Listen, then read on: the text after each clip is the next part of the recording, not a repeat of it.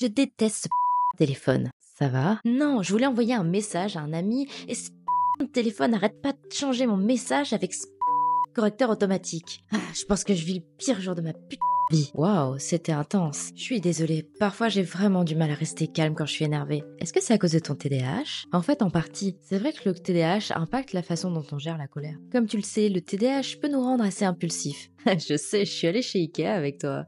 Ouais, c'est vrai. C'est la raison pour laquelle beaucoup de gens avec un TDAH ont tendance à faire des achats compulsifs. T'aimes vraiment acheter des nouveaux coussins, hein? Ouais, enfin bref. Notre impulsivité peut également expliquer pourquoi on a tendance à interrompre les gens parfois quand ils parlent ou à sortir des choses sans vraiment réfléchir. Oh mon Dieu, un coussin avec des chats! C'est parce que les cerveaux qui ont un TDAH ont généralement du mal avec les fonctions exécutives. C'est quoi ça? C'est comme le centre de contrôle de notre cerveau. Il gère différentes capacités comme par exemple notre façon de planifier et organiser, gérer le temps, retenir des informations et contrôler nos impulsions. Wow, ça a l'air d'être une partie vraiment importante de notre cerveau. Ouais, c'est clair. Mais pour les gens qui ont un TDAH, de temps en temps cette partie elle marche pas très bien. Une des parties des fonctions exécutives, c'est le contrôle inhibiteur. Inhibit quoi? Son rôle c'est de nous faire passer par 3 étapes avant de faire quoi que ce soit. Arrêter, attendre et réfléchir. Comme ça, quand on s'apprête à crier quelque chose dans un magasin, par exemple, cette partie de notre cerveau nous oblige à nous arrêter, attendre et réfléchir. Attends, peut-être que je devrais pas crier en plein milieu du magasin. Mais chez les cerveaux TDAH, ce processus a tendance à être zappé et du coup on finit par agir avant qu'on puisse même s'arrêter, attendre et réfléchir. Oh mon Dieu, un coussin avec des chats!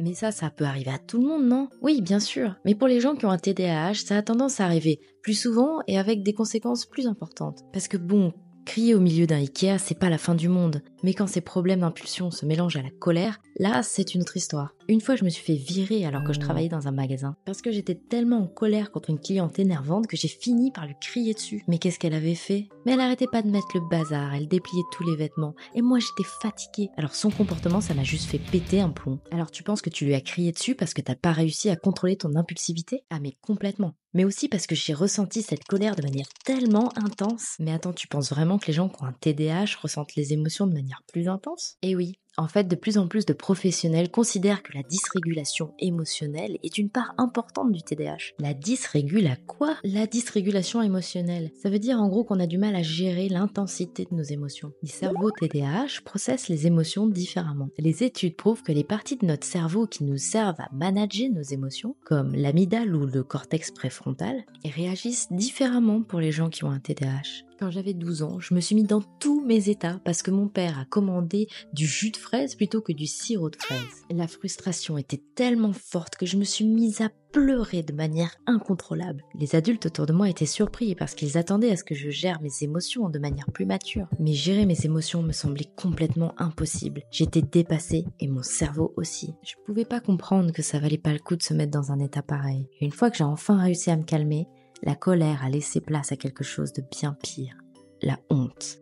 Et c'est là que commence le début du cycle colère-honte. Qu'est-ce que c'est que ça? C'est quand on a honte de surréagir, mais que plutôt que de gérer cette honte, on s'énerve à nouveau. Et alors ensuite on a honte de s'être énervé à nouveau, et le cycle continue encore et encore. Mais ça a l'air horrible. Oui, c'est vraiment pas facile. Et en plus, ça abîme l'estime de nous-mêmes à force. Pour rompre ce cercle vicieux, on doit faire face à notre honte, et admettre qu'elle nous blesse. Mais ça veut dire être vulnérable, et ce n'est pas toujours possible, surtout quand on est entouré de gens qui ne sont pas bienveillants. C'est pourquoi trouver un endroit où on peut explorer nos émotions en toute sécurité, comme en thérapie par exemple, peut être extrêmement important. Mais j'imagine que c'est encore pire si tu sais même pas que tu as un TDAH. Complètement. Quand on ne sait pas pourquoi on réagit aussi fortement ou pourquoi on se sent aussi honteux, peut être extrêmement difficile à vivre. Vivre avec un TDAH non diagnostiqué peut donner l'impression que c'est impossible de se sortir de ce cercle vicieux. Alors si vous vous demandez « Est-ce que je pourrais avoir un TDAH ?» mais que vous ne savez pas par où commencer, mon cahier de pré-diagnostic est exactement l'outil qu'il vous faut.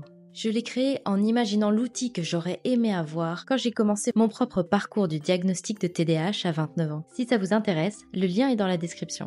Alors en fait, les gens avec un TDAH sont des boules de colère prêtes à exploser? Bien sûr que non. Certaines personnes avec un TDAH sont très douées pour cacher leurs émotions. Et la façon dont on exprime la colère est aussi conditionnée par notre propre culture ou la façon dont on a été éduqué. Mais la plupart d'entre nous ont en effet du mal à rester calme face à des situations frustrantes. Et est-ce qu'on peut faire quoi que ce soit pour changer ça? Bien sûr, il existe énormément de solutions pour améliorer notre impulsivité et notre régulation émotionnelle. Des choses simples comme par exemple respirer un bon coup, ou s'éloigner de ce qui nous énerve pendant quelques minutes, ou serrer très fort une balle dans notre main peut nous aider sur le moment. Et des stratégies à long terme comme la thérapie, la méditation, ou même des techniques de pleine conscience peuvent avoir un impact très positif. Il n'y a pas de solution miracle, mais avec du temps et des efforts, on peut améliorer la façon dont on réagit. Et honnêtement, simplement en parler autour de nous avec des gens qui nous comprennent peut déjà faire énormément de bien. Vous pouvez même commencer cette conversation ici, dans les commentaires. Se débarrasser de la honte est certainement le premier pas le plus important.